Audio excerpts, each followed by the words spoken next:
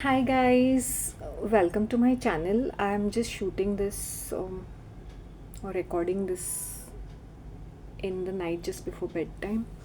A thought came into my mind, and I was just thinking about relationships that it is so much ego based. Sometimes we cannot let go people because we have invested so much. तो वो हमारा target रहता है कि ये person को हमें हासिल करना है. तो अगर हमें इस पर्सन को हासिल करना है तो we are willing to go through a lot of struggles and lot of conflicts and complications, and yet we want that person, क्योंकि वो हमारी ज़िद होती है, वो हमारा ईगो रहता है.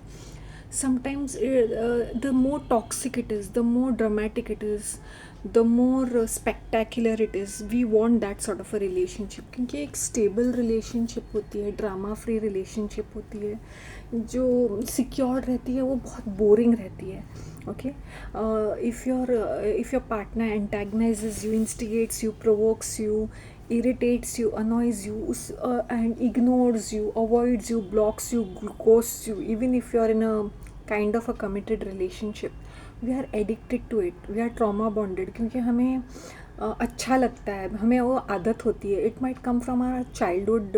आई won't say childhood trauma, it is overused. It's codependent kind of a relationship, जहाँ पे you are like this kind of a um, self sabotage kind of a person. You have a low self worth. मतलब तुम्हें हमेशा एक drama ही चाहिए, एक conflict चाहिए, like walking on egg shells kind of a thing. You need a partner who gas lights you, abuses you, harasses you, offends you, outrages you, and you're forever upset, miserable, and pathetic.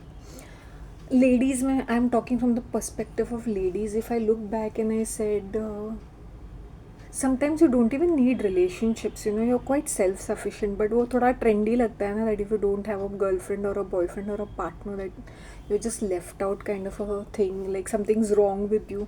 तो ज़बरदस्ती भी तुम्हें एक show करने के लिए एक partner की ज़रूरत रहती है. I know, it's very realistic.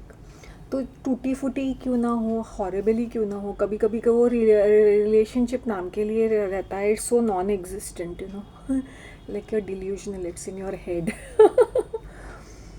So when people say हमारा ब्रेकअप हो गया, and then they dramatize it, glamorize, romanticize it, उनको रोना धोना करना पड़ता है. कभी कभी ब्रेकअप्स म्यूचुअल होते हैं, and then you're like thank God चला गया और चली गई, अच्छा हुआ. और सामने से तुम उनको अवॉइड करते हो, फिर वो अनॉय हो जाते हैं, फिर वो गुस्सा हो जाते हैं, तुम उनको धीरे धीरे फेड आउट करते हो. तो इस तरह रिलेशनशिप ख़त्म हो जाते हैं. But you have to be dramatic ना कहीं अपने आप को दिखाना है कि ब्रेकअप हो गया है. जैसे बॉलीवुड में मेरा ब्रेकअप हो गया, and you are like dancing, jumping. Sometimes the breakup is mutual, but हमें लोगों को दिखाना पड़ता है कि ब्रेकअप हो गया, उसके ऊपर भी रोना धोना, आइसक्रीम खाना, या रोमांटिक मूवीज़ देख के रोना, या गाना बजाना, sad songs, depress songs. I don't know how guys cope up. मैंने गाइस को देखा है कि एक ही चीज़ बार बार रट्टा मारेंगे. If they see them with another guy, another girl, sorry another guy, या इफ़ द गाय सी उनका ब्रेकअप हो गया, तो वो बहुत ड्रामेटिक, जैसे हिंदी मूवीज़ में होता है ना, हर चीज़ ड्रामेटिक. रोमांस, प्यार, commitment, a stable relation is all dramatised. So we look up to literature and mass media for navigating through our relationship, जबकि उनका और हमारा कोई तालमेल नहीं रहता है, because these are fictional characters. हम टीवी सीरीज़ या मूवीज़ में या नॉवेल्स में, या जैसे वो हमें प्रोग्राम करते हैं, हम वैसा सोचते हैं कि पीपल आर.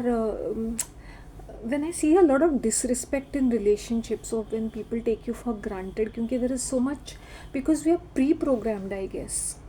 या तो वो फीमेल रहेगी तो एकदम ही बहन जी बन जाएगी, या तो एकदम ही ज़्यादा एग्रेसिव रहेगी, या कोई नॉर्मल नहीं बन सकता है क्या?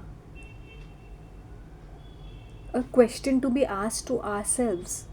Are we shying away from normal relationships, drama free relationships, जहाँ पे भी our partners are not histrionic, narcissistic, toxic, या अगर है तो कम मात्रा में, जैसे 15%, और हम लोग भी 15% है और हम झेल सकते हैं एक दूसरे को. सी when we are narcissistic, now I'll give you my example. My person is very very stubborn, okay. ये ऐसे एक मुझे तो वो वैसे शिव जी का कोई एक रूप लगते हैं ना, एकदम मौन व्रत में एकदम ध्यान में लगा है, तो ऐसे कैलाश पर्वत पे बैठ के वहाँ पे, and I feel I am like that Parvati whose you know all hovering over around him और something of that sort, that kind of a feeling I get. So that, that's the kind of feeling I get. So yeah, please give me a feedback as to how do you all anticipate, or how do you all navigate your relationships. Thank you very much. Bye.